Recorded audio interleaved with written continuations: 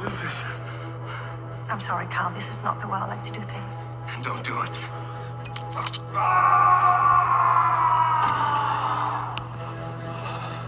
What do you want from me? Your past. Listen to me carefully, Cal. You're about to enter the Animus. What you're about to see, hear, and feel are the memories of someone who's been dead for 500 years. Wait a minute.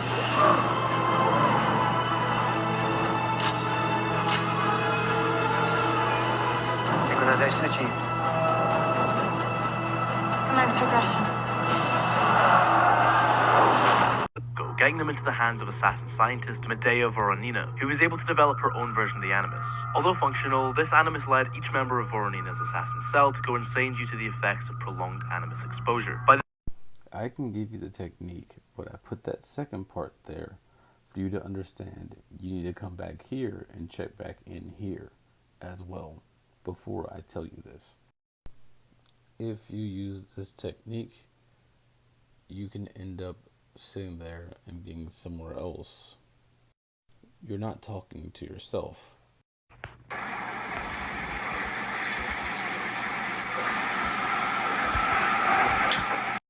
Come back to the fire. Come back to the world around you. Make sure you pay attention to the things that are going on, and don't get so lost inside your dreaming that you end up changing your channel while you're still awake. You can get lost there. And it's a process to get a person back. Better to do it on your own, sitting in your closet in your darkness, taking some time out to do these things, than to try to do them constantly, especially at first. You have to learn to sort out the levels and layers within yourself and the things that have happened. Let's talk about our ancestors and the hunt. Where can we learn more about the old ways, ancient teachings? From inside yourself. Your body is made up of people who had to do this, to go out and hunt and be inside the field. Society had to keep on going. They had to be successful enough for them to find a mate and be able to reproduce and continue to go on in order for us to get to where we are here. So that this lesson is a part of you inside of your ancestors. But also, you are your own experience as a singularity. Even on a hunt, not always does everyone come back. We say our prayers beforehand for them to come back. We ask for them to do that, but not everyone comes back inside of a hunt. I just heard a death rattle outside. Like, what the hell is the cicada doing? That's crazy. Anyways, when we have war, how many more people die? When we live in villages, these are all people that we have known, right?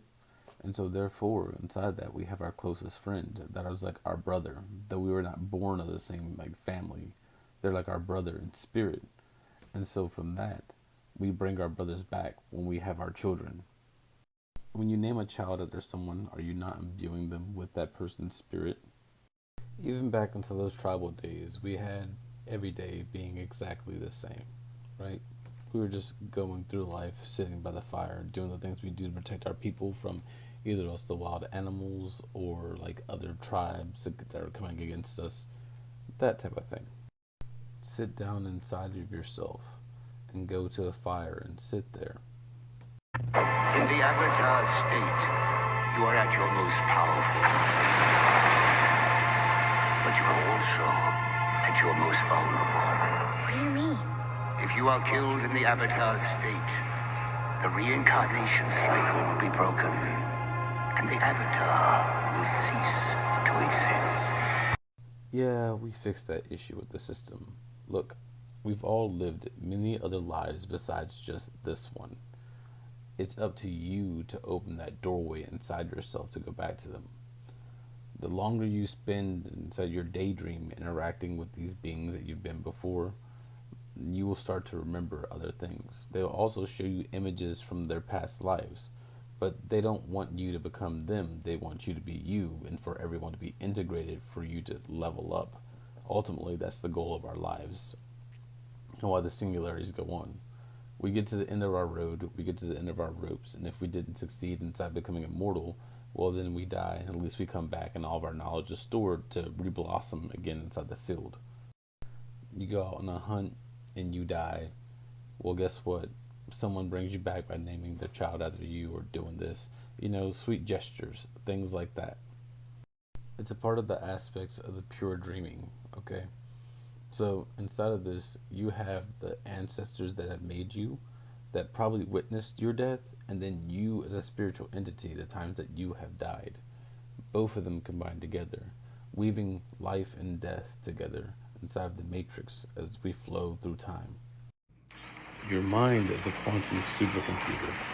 You can go anywhere that you want to go if you let go of you and go there within yourself. From the tribes head east, and what comes out of there, the Tao, the Temple of Understanding from the chaos. The masters get old and they want to leave, but they taught their students the chi powers, but the students weren't enlightened. So what do we get?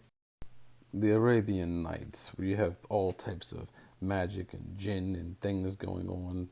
You have that coming out of the Tao, but also at the same time there are people who kept things more pure, and so you still have the Fey worlds or Fey lands going on.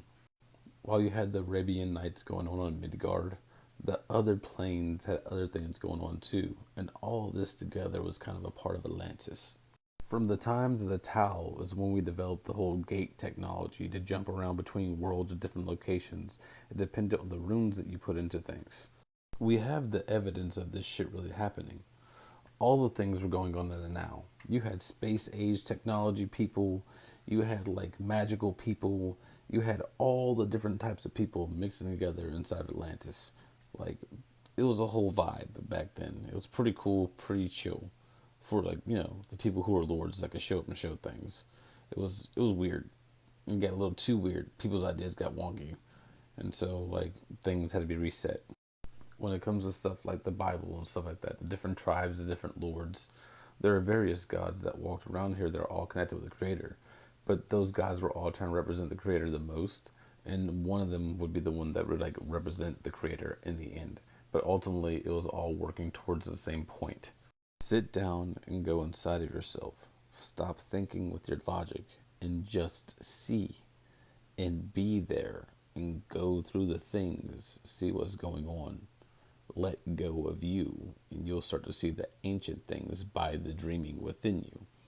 You have a lot more than you know inside of you. You just have to go inside yourself and unzip your file, unpack yourself, lay your burdens of the world down, and dream of who you used to be and what the old burdens were that you have carried. Because, the same weight that we have now, you can put on a different type of weight that you had then. In a different type of weight, and a different type of weight, and a different type of weight. All these different time periods, the different lifetimes, carry their own type of weight, and that adds to your personal gravity. It's a part of you reclaiming your awareness of how long you've actually been.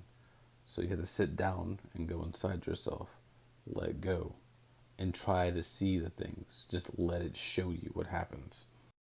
Then you'll sit there and start that doesn't make sense.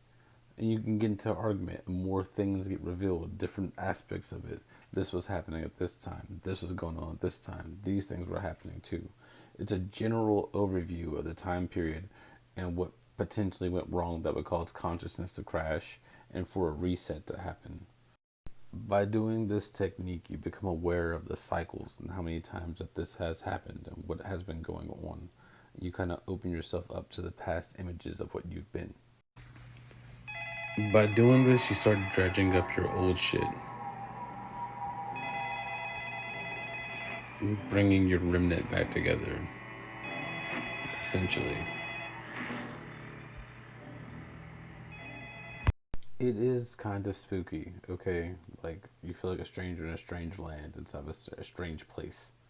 You gotta learn how to be cool with both your angels and your demons. And just be like, I exist. It's a reality. Things are going on. And be nice to everyone, coming in the spirit of the Christ.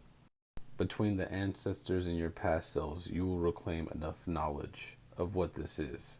What would you do if you lived in the tribe? What would you do if you lived in the Renaissance? What would you do if you lived in the Dark Ages? Who would you be? Remember, because all the worlds have time periods like this. You've experienced it before. The only thing you have to do is let go and remember. I hope this helps.